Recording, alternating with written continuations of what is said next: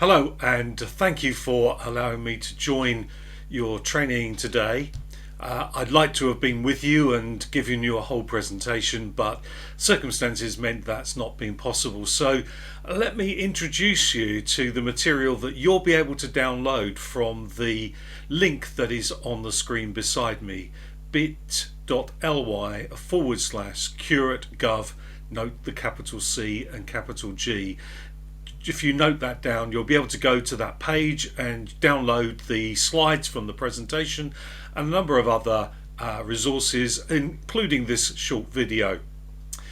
We will also ask you to complete a small and short evaluation form, which will enable us to know that you have been able to access this material and maybe given some thought and reflection to some aspects of it. I really do believe that the opportunity for clergy to serve in school governance is vital. There are, of course, conflicts of interest sometimes between your pastoral role and your leadership role within the parish and the needs of governance. But they can be worked through because governance is a corporate business between all on that governing body. The role of the ex officio and all foundation governors is what secures our church schools, our Church of England schools. Last year, I picked up a tweet from someone who may be known to you, Dean, a trainee vicar man, according to his handle, where he talked about governance locally being important, and he was referring, I think in that instance, to church governance. And he asked the question, amidst the cultures, the strategies, the finances, the relational power dynamics, where might Christ be positioned? And I would say that is a key question for members of the clergy, for all foundation governors going into our church schools, and indeed if you pick up an opportunity to be a governor in a non-church school or an academy. I think that this is a great opportunity for you to exercise ministry that directly impacts children and families, but not forgetting the staff as well. I would suggest this is an opportunity for great learning, where you will find out some of the strategies and ways of engaging in governance that could well help you as you manage, enable your PCC and other groups. And of course it is a place and a way of bringing specific Christian influence, not just on collective worship, religious education, about which you're going to learn a lot today, but also every other aspect of the school's journey. I look on it as an opportunity for these 4 P's. It's pastoral. You will have a pastoral role amongst the governors and amongst the school community. It's practical. You are going to be rolling up your sleeves, if not physically, certainly metaphorically, to ensure the best is provided for the school, which is the 3rd provision. You will have opportunity, because of your role as a member of the clergy, to be able to provide Christian influence, but also Christian input, not just in leading collective worship, but in other areas too.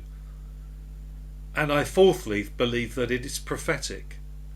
This is a way of speaking into the school community. It's a way of speaking into the leadership of the school community. It's a way of speaking into the decisions that are being made across the board around the governance table, as it were.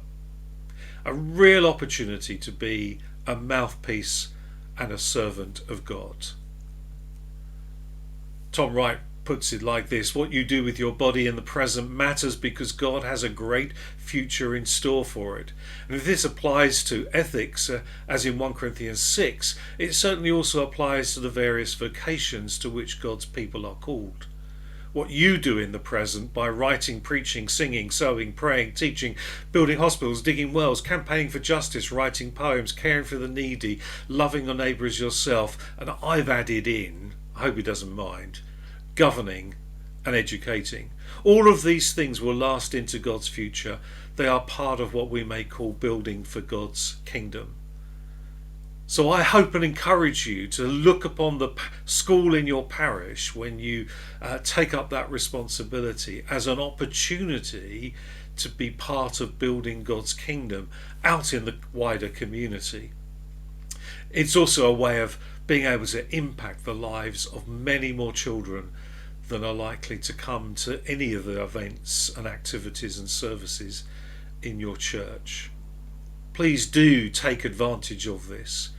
And in the set of slides that you can download from bit.ly/CurateGov, you'll find a lot more information about what it means to be engaged in school governance.